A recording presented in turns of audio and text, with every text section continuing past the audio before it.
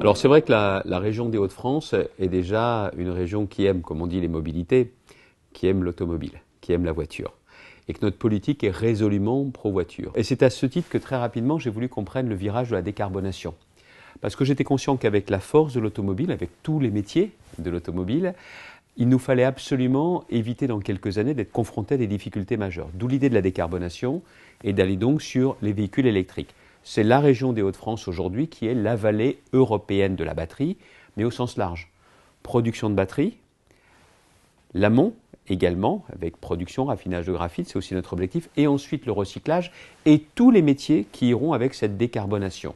Donc on met le paquet là-dessus, et c'est aussi la raison pour laquelle on sait qu'on a des enjeux derrière d'emploi. Et puis il y a un autre aspect, c'est que c'est la vocation de la région, c'est en quelque sorte la démarche RSE de la région, mais je sais que c'est aussi la démarche RSE de l'ensemble de la branche et des entreprises de la branche.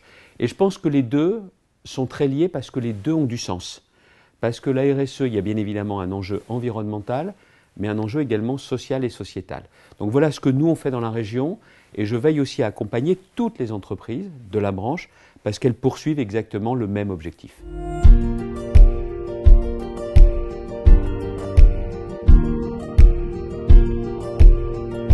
On est dans une vraie révolution.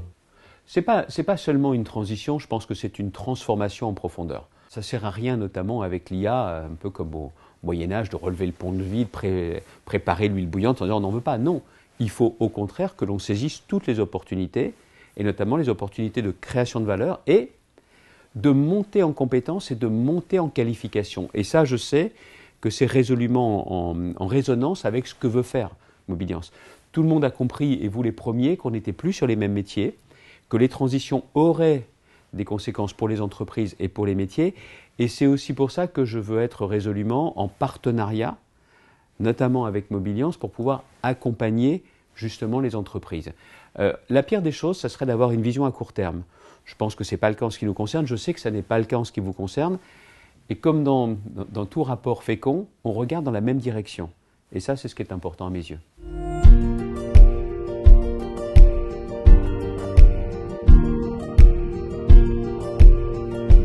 Vous avez tout compris, parce que vous avez compris à la fois qu'il y a des enjeux de recrutement et puis des enjeux de fidélisation.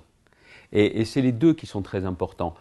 D'avoir une démarche RSE, de croire à l'inclusion, de croire à la montée en compétences, de mettre le paquet sur les qualifications, c'est ce qui permet à la fois de donner envie à des jeunes de venir chez vous, et aussi à des toujours jeunes qui veulent changer d'activité, de pouvoir le faire, et surtout c'est de pouvoir garder un certain nombre de talents.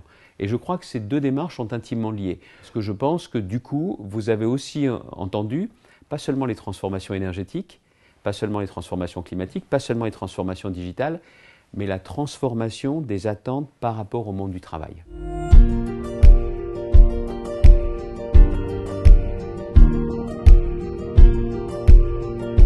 Aujourd'hui, les attentes se transforment par rapport au travail.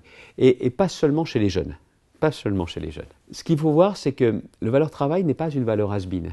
Comme l'entreprise n'est certainement pas une valeur qui est derrière nous. Au contraire, je vois aujourd'hui la force de l'idée de l'entreprise. Et notamment que ce soit la crise des Gilets jaunes, la crise Covid, n'ont pas remis en cause la place de l'entreprise. Les institutions étaient remises en cause, mais pas l'entreprise. Et aujourd'hui, ce qu'il faut bien voir, c'est que les attentes vis-à-vis du monde du travail, elles sont sur la rémunération, encore et toujours, mais pas seulement. Il y a les questions de conditions de travail.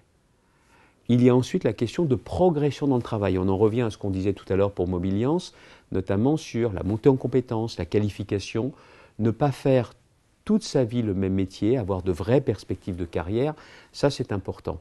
Puis il y a un autre aspect, la considération de son travail, la considération dans le travail.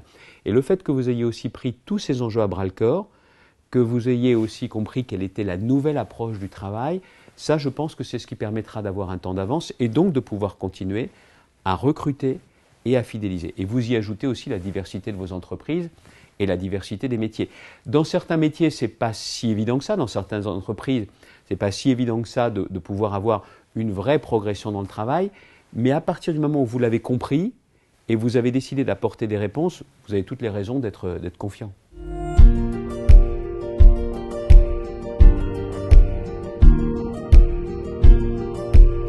crois que c'est très important de ne pas seulement parler d'inclusion, mais de la mettre en œuvre. Je sais aussi que sur ces sujets, c'est une démarche sincère que vous engagez. D'ailleurs, ce guide, je crois qu'il est porté par les partenaires sociaux. Si la démarche n'était pas sincère, il ne serait pas porté de la même façon par les partenaires sociaux. Je crois que c'est important parce que ça permet de changer le regard. Tout ce qui est inclusion, tout ce qui est lutte contre les discriminations doit rester une priorité. Parce que nous sommes dans une société où chacun doit se sentir à sa place, ou avoir le sentiment qu'il pourra avoir une place plus conforme à ce qu'il a envie de faire, qu'il n'y ait pas de plafond de verre. Ce n'est pas si compliqué que ça, ce n'est pas impossible. Mais il faut avoir cette volonté de se mettre à la place et de permettre à chacun de trouver sa place. Mais encore une fois, ça c'est pour le conseil régional. Et on doit aussi véhiculer l'idée que pour les entreprises, et notamment pour les entreprises de mobilité, ça a aussi beaucoup de sens. Et encore une fois, il y a la recherche d'emploi et puis surtout lever les barrières psychologiques qui font qu'on se dit « Ah, faut payer la taxe parce que c'est compliqué ». Non, mais que des entreprises décident de le faire pas seulement pour les entreprises, mais sur un ensemble d'un secteur, ça a aussi beaucoup de sens. On a aujourd'hui cette vocation à créer du lien. Ce n'est pas le monopole des politiques, c'est aussi le rôle des entreprises, des secteurs d'activité, et je crois que c'est aussi ce qu'a clairement en tête Mobiliance.